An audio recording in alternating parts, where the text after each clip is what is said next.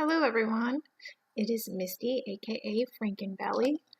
I'm doing a little video because I have been getting requests from people wanting to know exactly what kind of diet I follow and how I eat.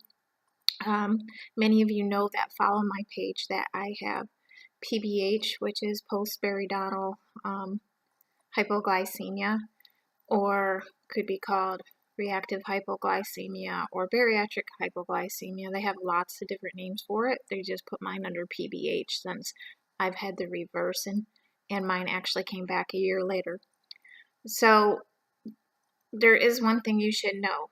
The things that I'm doing now did not work for me before reverse. About 6.5 years out, I got bariatric hypoglycemia, and literally everything I ate, which was pretty much protein and vegetables, I would go severely low afterwards.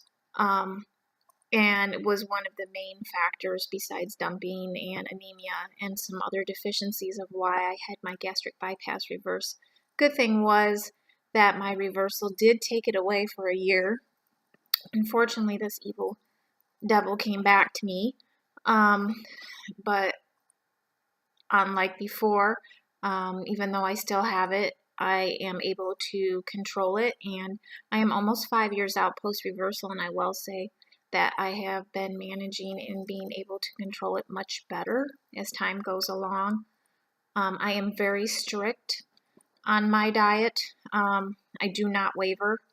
A lot of people will ask me, they think it's crazy, like, well, don't you ever just cheat type thing? And the answer is absolutely not. Once you live with every time you put food in your mouth, your sugar's dropping so low, you feel like you're going to die or pass out or be lightheaded. You don't really want to mess with that. So that tends to keep me away from the foods that I shouldn't be eating, like as far as what a normal person could eat. So hypoglycemia is definitely different than a diabetic. A lot of people think, oh, you must be diabetic if you have it. No, this is actually caused from gastric bypass surgery. It's a lot higher risk than they talk about, but I have been actively talking about this for like 6-7 years now. So as far as my meals go, so what I tend to do is 5 to 6 meals a day. I also have gastroparesis. So there are two totally different diets, but I choose to stay with the diet for hypoglycemia just because that works out better for me. Keeping my sugar stable works out better. So I don't really eat breakfast unless my husband's off and say we go to breakfast or something like that. So if I do eat breakfast, it might be an egg, maybe part of an omelet, something like that. But usually I just have coffee in the morning. Now, don't have coffee with caffeine. I do decaf, sugar-free coffee. So I have a Ninja, and I used to go to Starbucks, and I used to get the sugar-free lattes. The problem is they messed up all the time, and I got very ill. So I stopped going there. I buy my own sugar-free Starbucks syrup. I have the Ninja. I make my own lattes at home. They're iced. I have one right now. See? Yeah, because it's morning. And it's just sugar-free syrup, decaf coffee, which is made like espresso, and a cup of milk. So the cup of milk does have sugars, it does have some fat in it, and it does have some protein, which will keep me level for a couple hours. And then for lunch, I eat a half a sandwich or half a wrap. I found these wheat wraps in the store. They're low carb wraps. They're only 4 carbs per wrap. Or I get this bread that's 45 calories and it has 8 carbs per piece of bread. Now, as far as me for meals, I do not go over 15 carbs a meal, which can be very difficult. So 15 carbs and 4 sugars, and this means natural sugars. Unfortunately, my body cannot even tolerate natural sugars anymore, so fruit is out of the diet. My diet consists of protein, which is usually meat or eggs, What else? Cheese, string cheese, lots of string cheese. Um, like I said, if I do, like at lunch when I do my low carb half a sandwich or my low carb wrap, that's the only time I have a piece of bread for the day. I don't have any more carbs as far as bread wise throughout the day. So let me give you an example. So this would be my plate that I use for meals. It's like your small plate. So I still do the small servings because my stomach can't really hold a lot at once because of the gastroparesis. And um, this does better for me because I'm still eating in moderation. And plus, I don't really, need a big plate when that's all I can eat. And this is a side, so like a toddler bowl.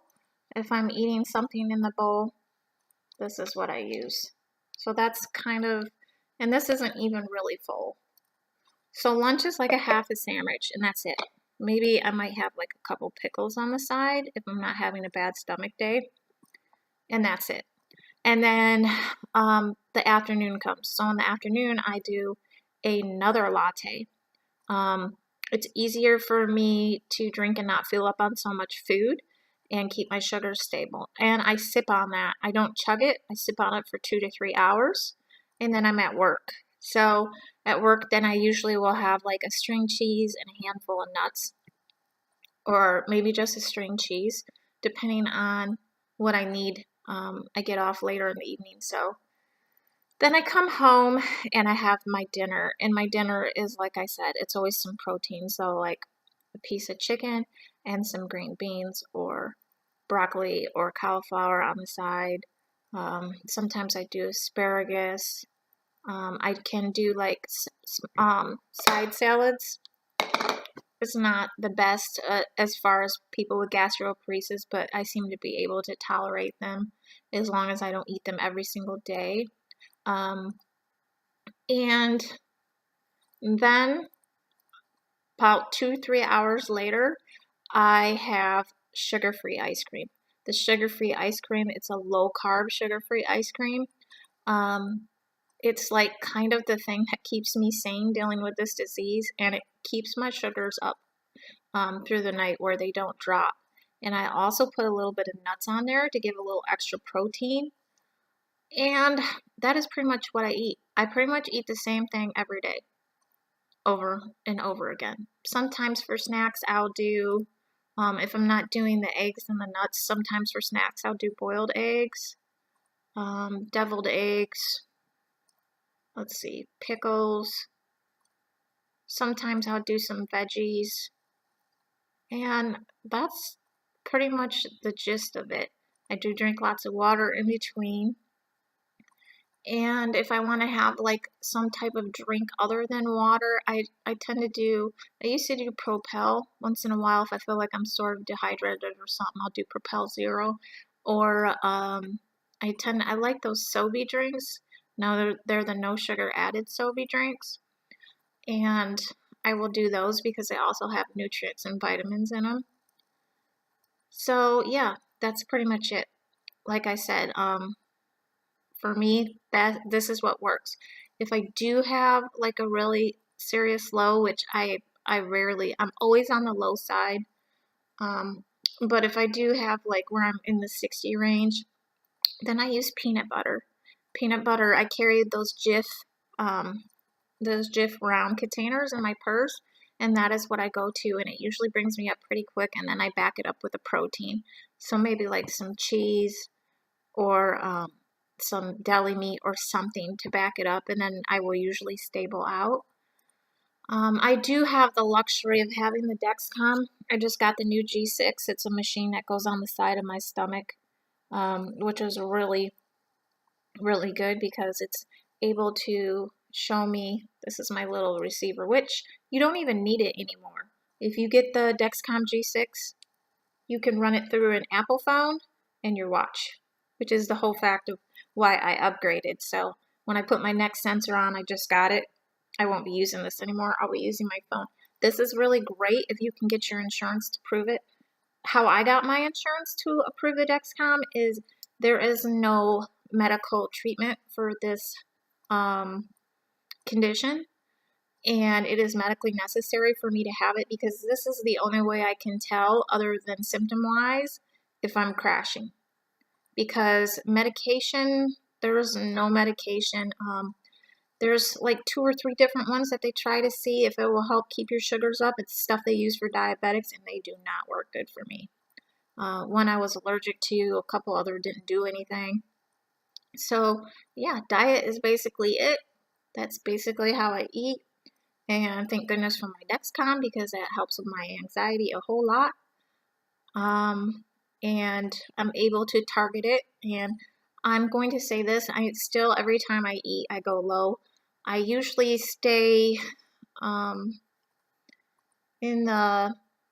usually after I eat, I can go down into 70, 69, 68 range. I honestly don't worry about it too much when it's at 68, 69 anymore, just because I'm always low. I'm lucky to be like in the 90s.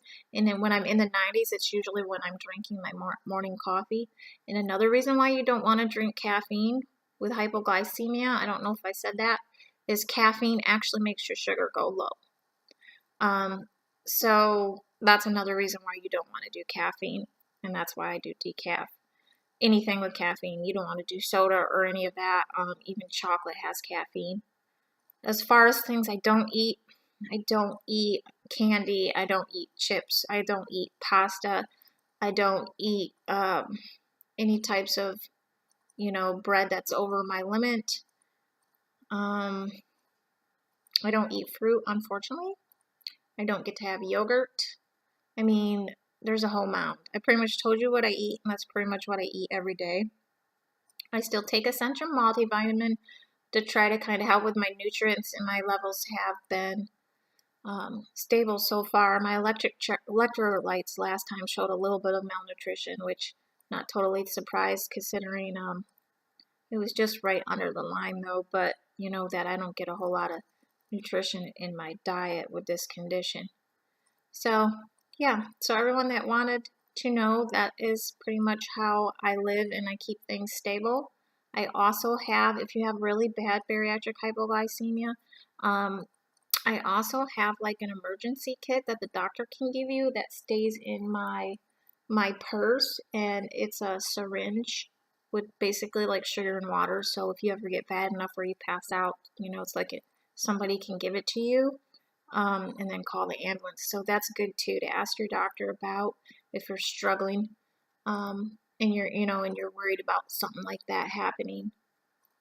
Yep, and that's it. So I hope everyone is doing well. I have been extremely busy working since March, and I will be back in October and do my update video for my 5 years out. And then I'll talk about some different things that have been going on and stuff like that. Okay, see you guys later. Bye.